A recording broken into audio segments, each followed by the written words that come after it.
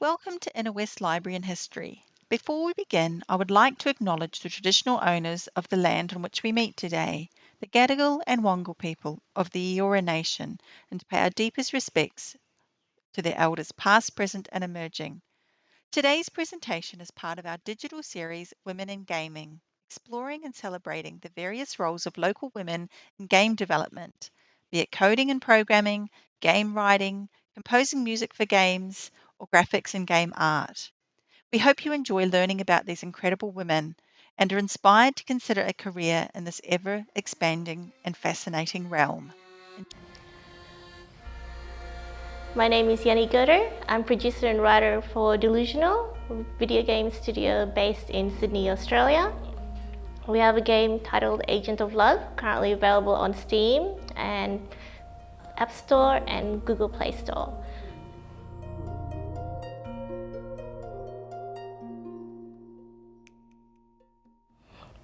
We started developing a game because we noticed that there was a lack of stories that we enjoyed in the market, and so we decided to create our own. As a producer, we gather all the other artists, musicians, programmers, and we get them to collaborate and work together with us so that we can create our own content, our own game.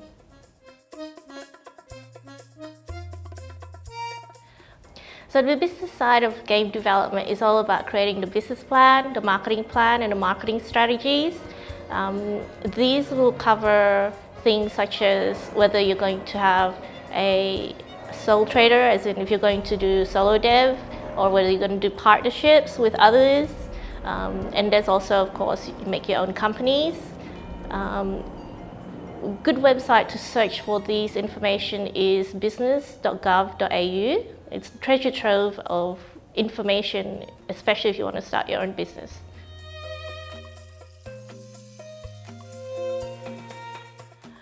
Ideas come in many forms, like even walking down the road or reading a book or just talking with people. The question is more whether it's something that you'd want to develop further, whether it's something that you're really interested and keen in doing, and whether you can work on it for 5+ years.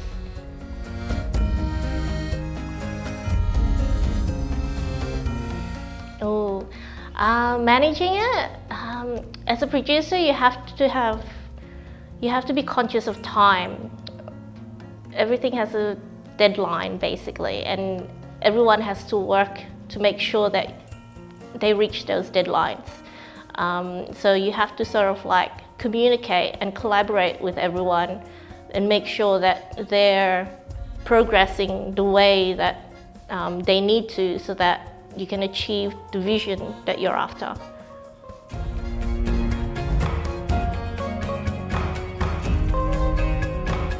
In my case, because I'm a writer, so we write up the stories first. We do a draft story, and then we give the draft to the artist.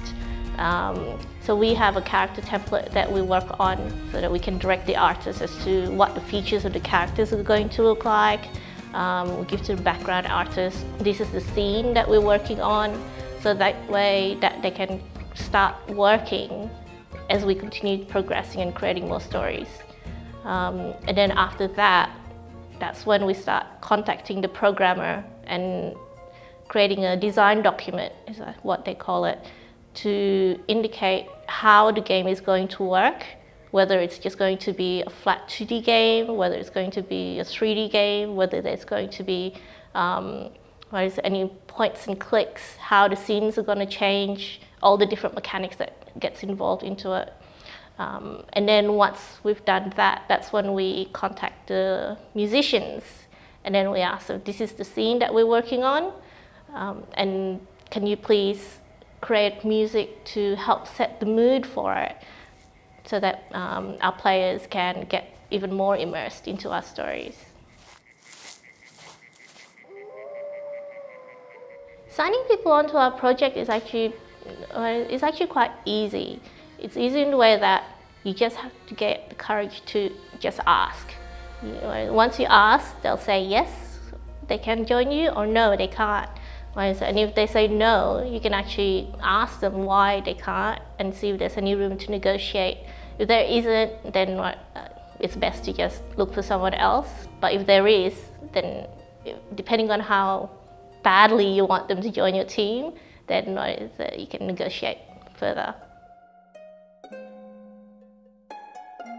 The way we choose our artists is we usually picture an art style or an art form that we like, looking at the different games that we've played ourselves. And then we go through their Instagram profiles, we check their portfolios, we look through Instagram, DeviantArt, Pixiv, all the places where you find artists. And then once you find one that you like, that's when you contact them and see whether they'll work with you.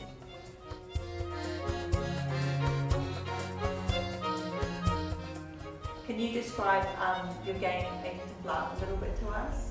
So Agents of Love is an interactive visual novel. It's what's termed as an otome visual novel. Otome is a Japanese word where it means romance for maidens. And because it's a visual novel, it's like a digital book that you read, but you also have the characters coming to life in front of you, when you'll have different expressions on the characters, and you tap away just like turning a page, and you read the story as you go along. And you have multiple choices that you answer, and depending on the choices, that will take you to different endings.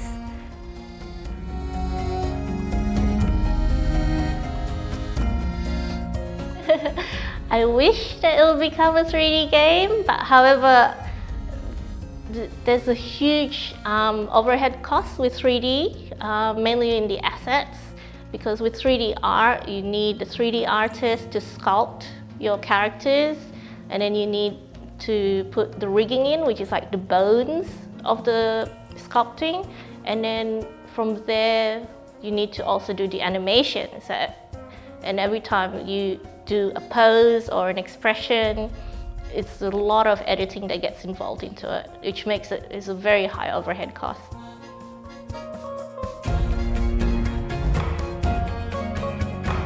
We identify our audience and target market by questioning ourselves as to who would read our stories and who would purchase our games. And if you're usually a solo dev, you'll actually question yourselves. How old are you? Where do you live?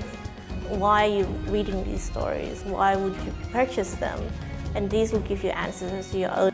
A good place to research this would be going to the business.gov.au website, and if you actually type target market in the search bar, it will actually give you a list of questions that you can ask yourselves and your audience if it's something that they would consider purchasing.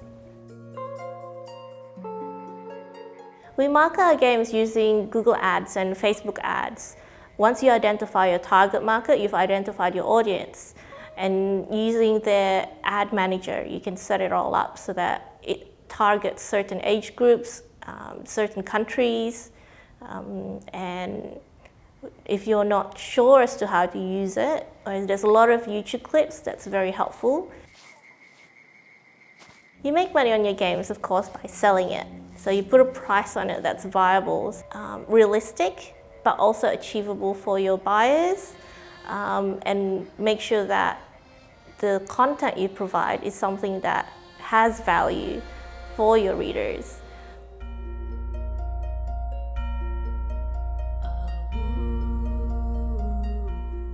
There are a lot of grants available. Creative New South Wales sometimes has a creative grant that you can apply for, I think once or twice a year. Local councils also sometimes have grants. And also there is Austrade also has export grants that helps you with marketing your business overseas if you wanted to expand that way. A good place to go, of course, is if you go to their website, austrade.gov.au, and search for, I think it's EMS grant, and you'll find a lot more information there.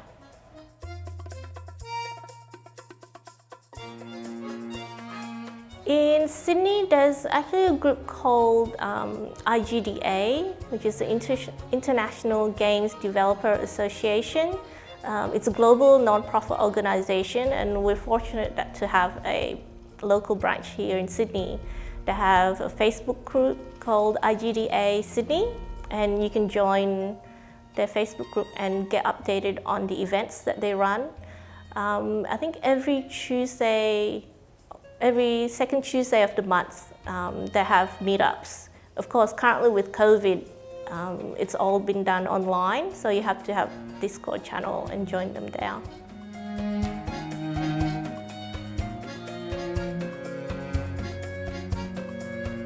So it's very important to have a social media presence as well as a website, because you're not just dealing with local market, you're dealing with global markets when you're in video gaming.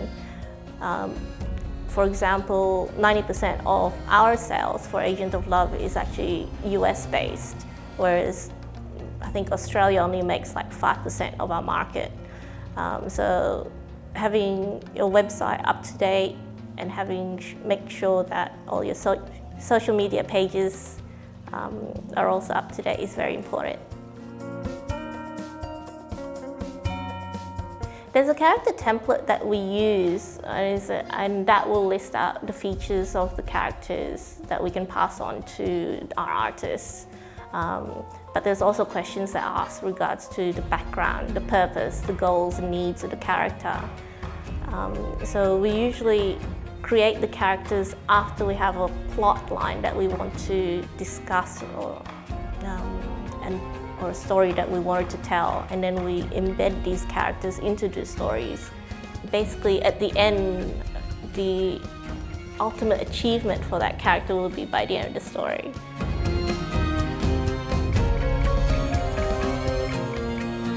Conflict. If there's a lot of conflict, there's a lot of drama, it helps the characters grow more humanely, and usually the conflicts that you embed into your stories is actually something that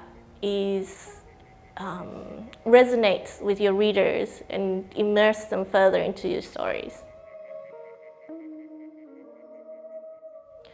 In regards to world building, we first start off with what era we wanted to make it, why we wanted to make it, and whether we wanted to have it as a fantasy, a supernatural, contemporary, and then from there we create whether we need different factions, different races, different economies, and different languages if you're very into language research.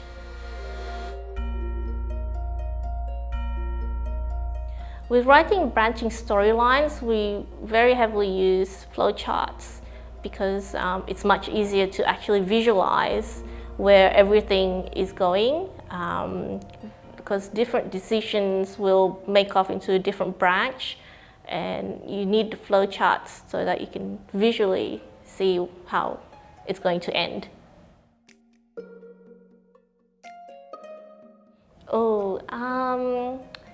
I have 3 monitors and I have a laptop, which I normally take if I take long trips. I also have an iPad that I take with me on a daily basis, as well as my phone. As far as software goes, I use Google Drive. I use Google Docs because I collaborate a lot with a lot of people.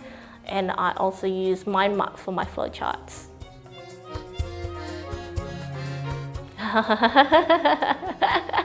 When you have a family like me, you actually have to prioritize. You have to prioritize heavily. You have to figure out what your needs and wants are. And in my case, my family is very important to me, so I make sure to make time to write around their schedule. Another thing I do is I have to sacrifice hobbies that I don't usually use, therefore that includes not watching TV. So I haven't watched TV for a while.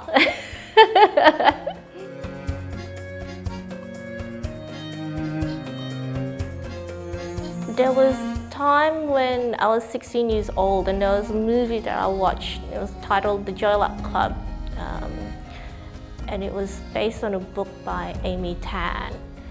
It told the story of about 3 generations of Asian women, and for me it was quite a powerful story in the way that it visually displayed, because it was a movie, it visually displayed how the experiences and the perspective of our grandparents, of our parents, leads to how it affects the judgments and perspectives of our own.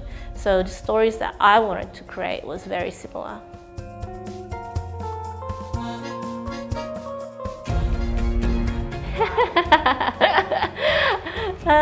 I'm most proud of developing, creating my kids. My kids, when they're not being brats, they also spoil me. They're technically my proudest moment, especially of being a mother, being a female. And I found Delusional to be like another child for me that I nurture and grow, and it's led me to many different journeys. Like it encompasses a huge range of industries and you meet all these amazing people.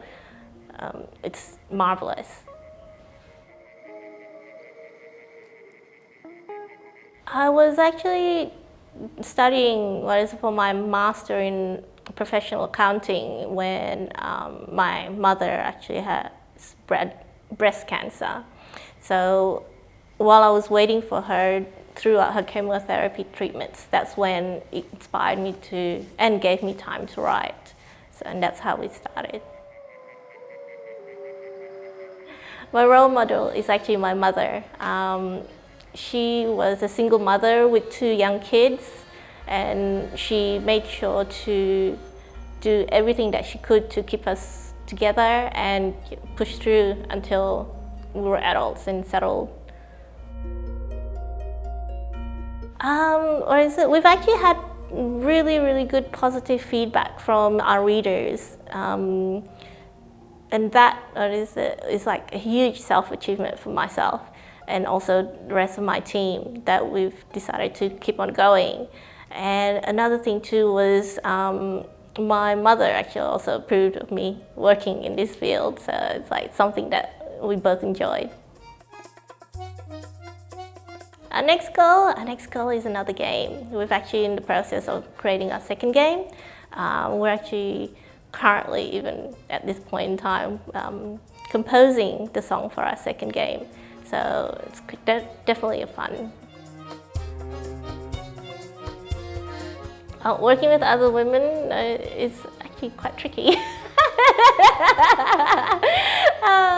It's mainly because just like myself, we have to be very flexible in the way that they also have their own families to take care of, right? And which is very understandable. But because we're women together, because we're both women, we actually also can relate very easily with each other. We can understand each other much better. But as long as you both have the same goal, the same vision as to what you want the product to be, then it's excellent.